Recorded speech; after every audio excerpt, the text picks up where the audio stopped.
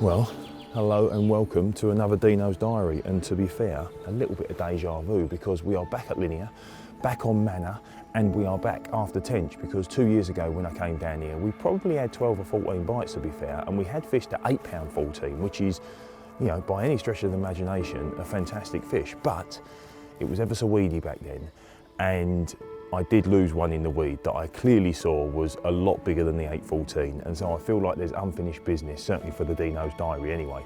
I've had doubles from over the road on St John's before, so it'd be lovely to try and catch one from Manor. Got here last night, fuzzed the rods out, really not a lot happened through the night, and first knock-ins, as normal, we've got our first little bite. And I say little because unfortunately it's got a belly like me and not my mate Hamidi.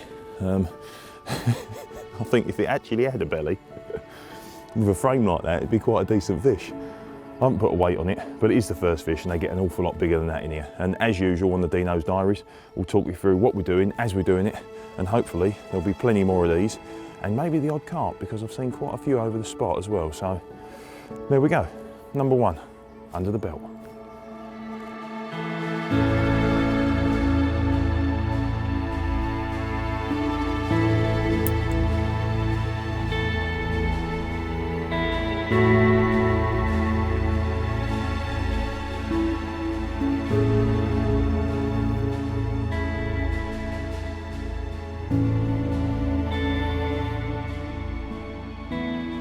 I was just about to reel a rod in to talk you through the rigs, and it's only bloody gone off.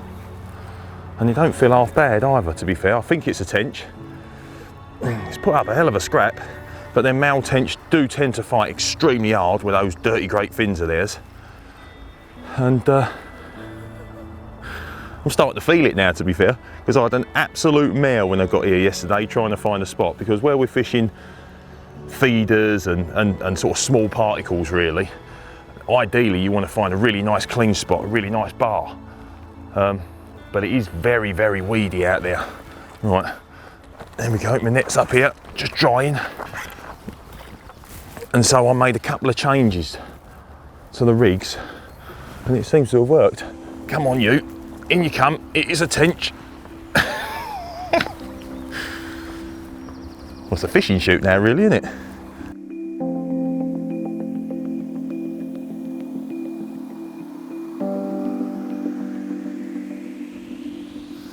Well, while everyone's on the A40 through Oxford on their way to work, and I'm sat here on the bank on a splendid morning like this, holding an absolute brute of a creature like this. £9 on the button. It weren't quite £9.1, but what an amazing creature. Absolutely awesome. This is why we come tench fishing.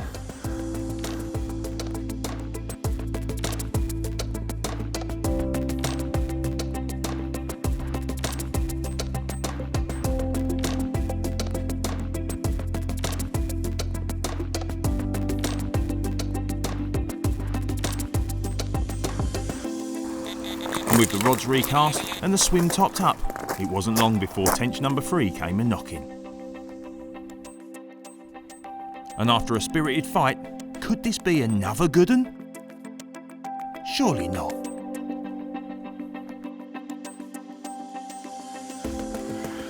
Well, I honestly don't really know what to say. Like, 30 minutes ago I was standing at the front of the swim watching tench and carp bosh, crash, roll, bubble up in probably 5 or 6 swims all over the lake, but our one was completely void of any action.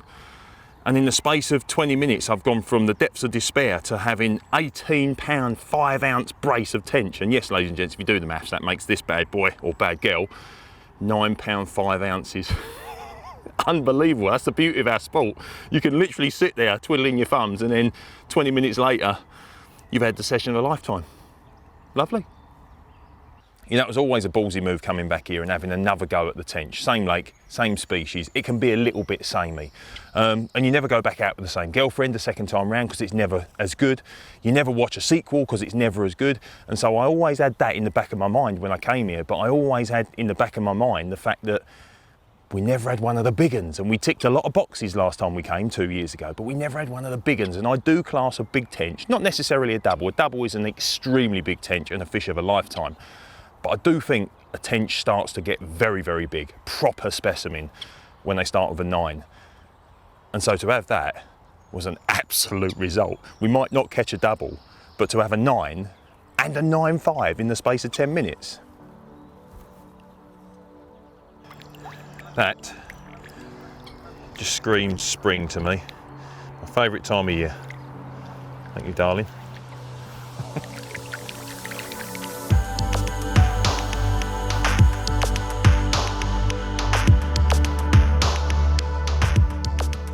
Now, with all species and all styles of fishing, there's lots of ways of skinning a cat, and it's no different in tench fishing really. Everyone has their own preferences when it comes to baits, rigs, and to be fair, early season you can catch tench on mini boilies, pellets, hemp, hybrid. I did the Deanos diary a little while ago, but it was early doors, it was March, and the tench had woken up, but they didn't want the natural baits, so they wanted pellets, little mini wafters on a size 10 MWG, and that works to a degree, but when they start plumping up, when they start approaching spawning, they're looking for the natural baits, they're looking for the amino acids in the worms, they love the caster, they love the hemp still, but they love the maggot also, and that dictates the rigs that you're going to use, but also what you're fishing over dictates what rigs you're going to use as well, because in an ideal world, yes, you want to be in the weedier areas because that's where the natural food content is, and 9 times out of 10 that's where you're going to find the fish, but you want to be presented on a nice bar, something that's hard, flat, where your rig is going to be in known danger of getting caught up in any weed. And unfortunately in this swim, don't get me wrong, you know, there's fish in here, so we've got to fish where the fish are. I couldn't find anything that was crystal clear. And so the spot that I have found really is probably the cleanest one that I've got out there, and there's still a little bit of low-lying weed. However, that is a very, very good place to fish because the fish visit it for the naturals.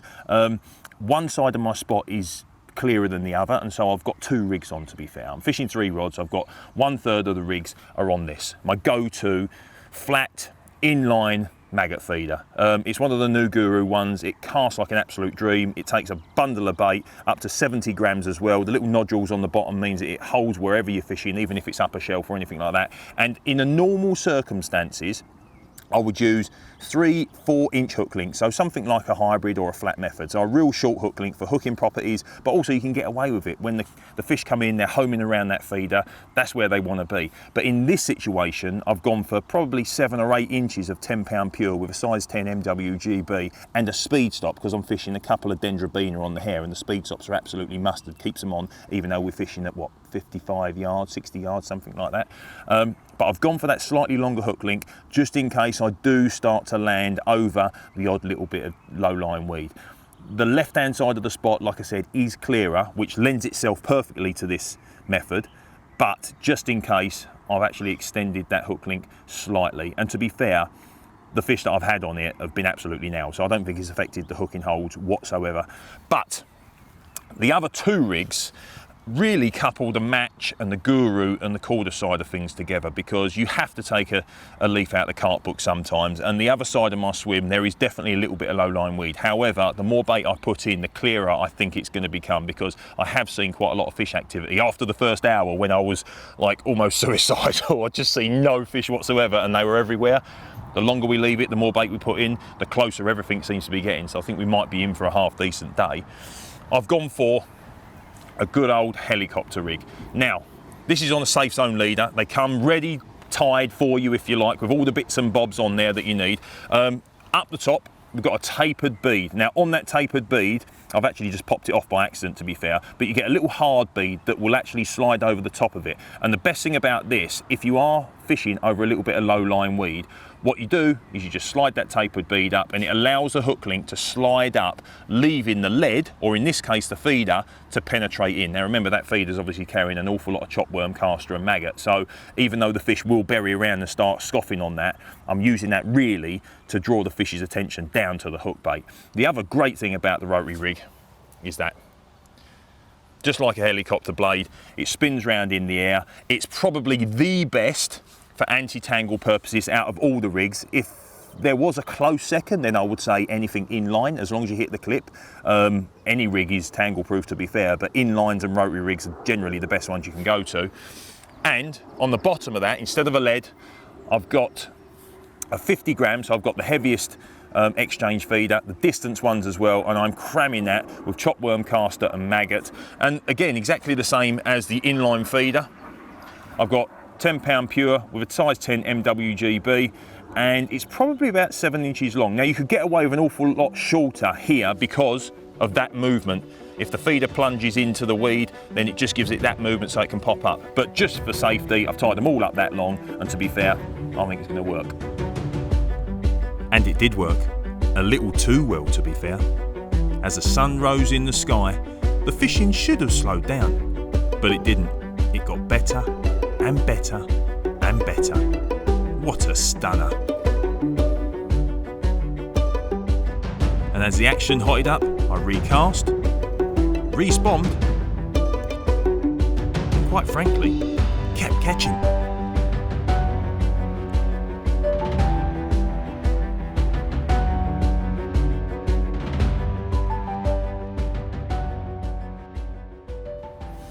Well, today was a fantastic day's tench fishing by anybody's standards. However, on gravel pits like this, it can be fantastic through the day, and on the naturals, pretty dead at night. And so I put 3 solid bags on exactly the same spots where the rods were today for the tench. However, the solid bags with artificial pieces of corn, tiny little short hook links and size 6 curve shanks are there really for the carp that I've seen in and around the spots leading into dusk. So if I don't see you tonight with a dirty, great, scaly mud pig on the bank, I'll see you first thing in the morning for a bit more tench fishing.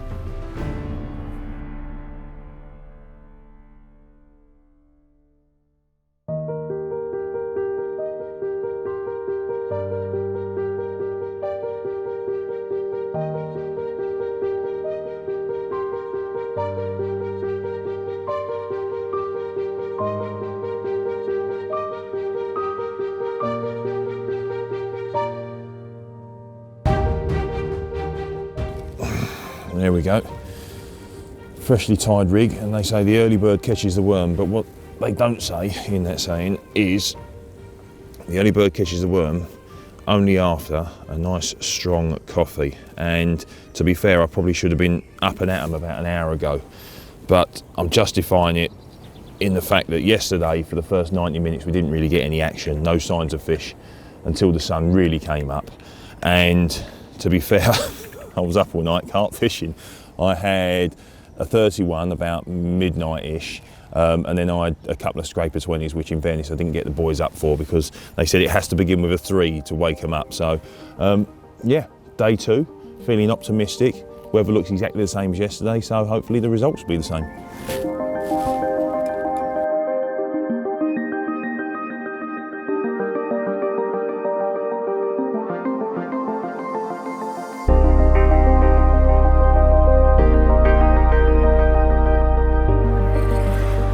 Well, would you have believe it? I was apologetic a little while ago, not getting up an hour early because I was tired and because I didn't think the fishing would be all that good for the first hour. And actually, to be fair, the fishing hasn't been good for the first hour.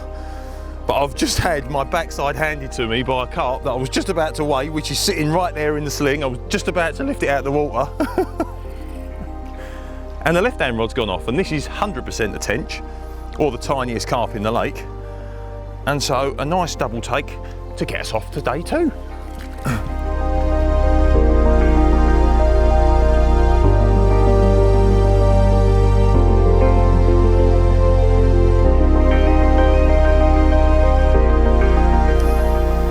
Boom, day 2, tench number 1.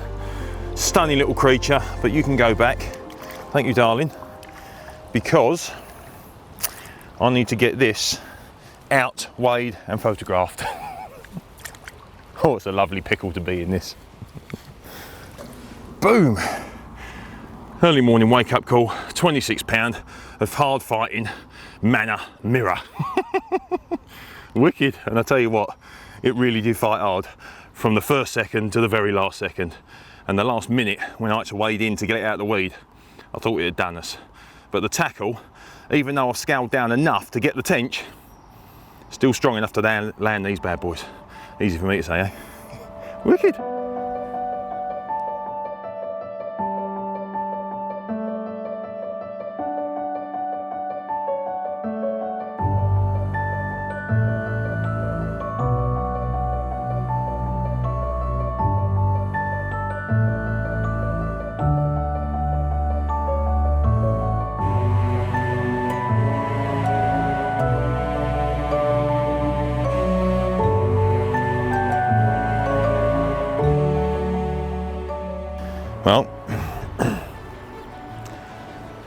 fish it right, a good tench session only really gets better. And the more frogs you kiss on this place, the greater chance you got of a big one, a real big one. You know, 9's still a big fish, but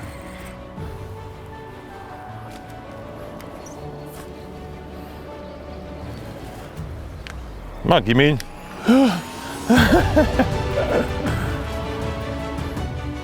That's a known fish, it has to be. Look at the size of that bad boy, or bad girl. What a morning. Couple of small tench, 26-pound mirror, and this went off almost straight away across the other side of the lake. Thought it was a big carp, to be fair, because it was just plodding. I thought it had a bit of weed over its head, but it's not. It's my third 9 of the session. It's by far, in my opinion, the biggest frame tench that I've caught from Manor. And like I said, I'll say it one more time, at some stage in its life, and possibly in 3 weeks' time, it's 100% been a double. I can't even talk. What a great morning. It's getting better and better, and the spots are getting visited more and more.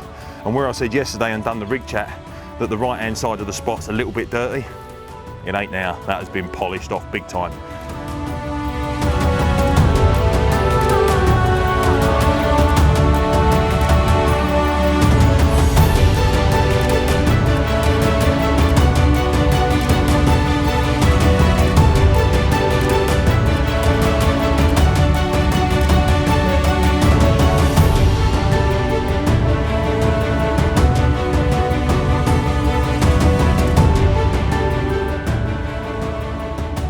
You know, this morning's been almost perfect, to be fair. Every cast, every spawn, the action within 60 minutes of getting everything out has been wicked. And to top it with a 9-pound 7-ounce tench, and then pretty much brace it with a 27-14 common was wicked. However, every single day I give myself 60 seconds where I can have my bald moment. And letting the 27-14 common go before the cameras were turned on or we got any steals was my bald moment. So, job done, back serious. See if there's anything bigger out there, eh?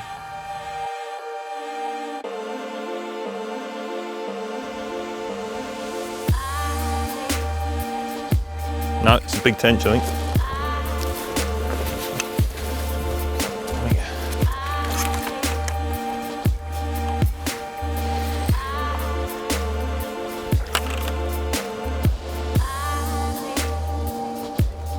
Oh, no, it's not a big one. Oh, it might be a big one. It's fighting hard.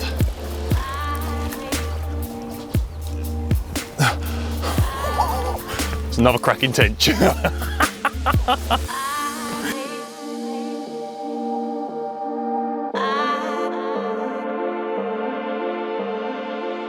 I'm not even sure I believe this either.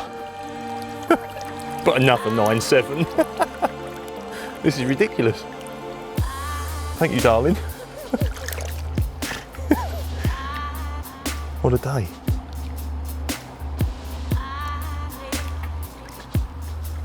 Oh, what a big fat mama that one is.